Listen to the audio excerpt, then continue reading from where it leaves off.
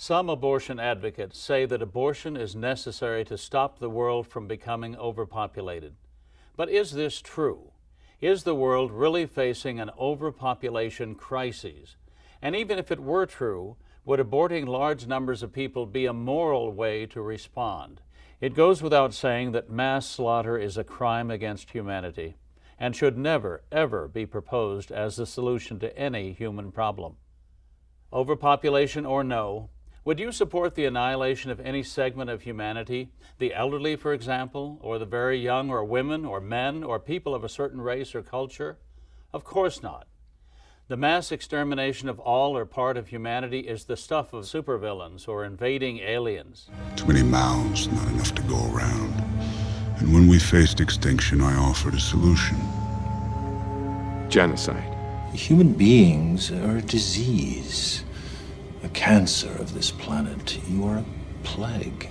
For optimal balance, however, there have been times when more radical solutions were required, when the population needed to be reduced rather drastically.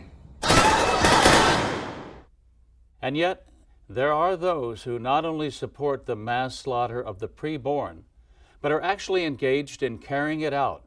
Take China, for example, which I know well.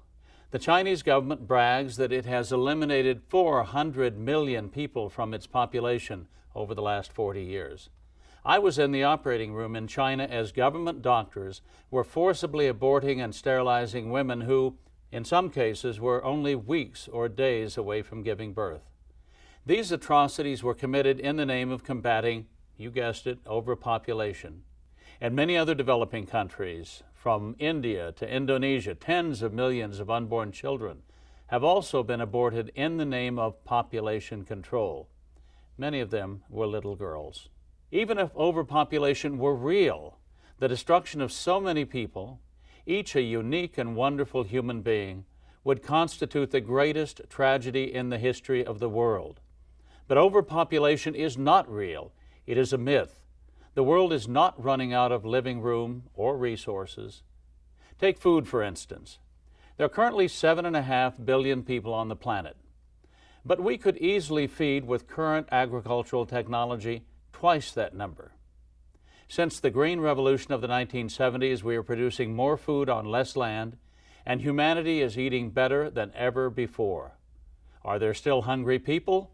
Of course there are.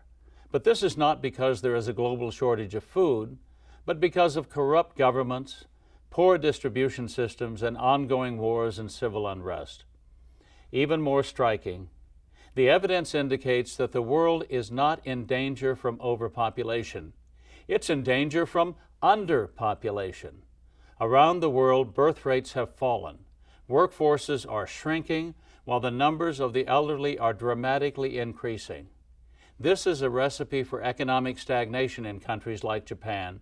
Japan is in the grip of a long-running demographic recession. The answer to the world's population problem is not aborting babies, it's having babies. David Brooks has written in the New York Times that for decades people took dynamism and economic growth for granted and saw population growth as a problem. Now we've gone to the other extreme, and it's clear that young people are the scarce resource.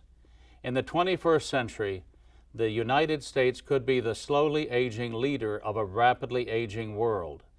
Dozens of countries now have shrinking populations, and nearly all have adopted policies that encourage people to date, to get married, and to have children. Too many Americans have bought into the myth that having children will ruin our world.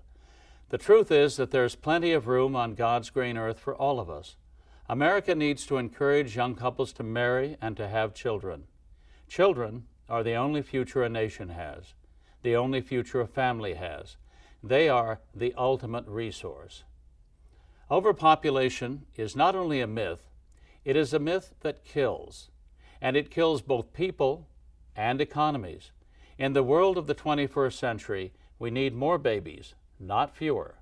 And that means ending abortion.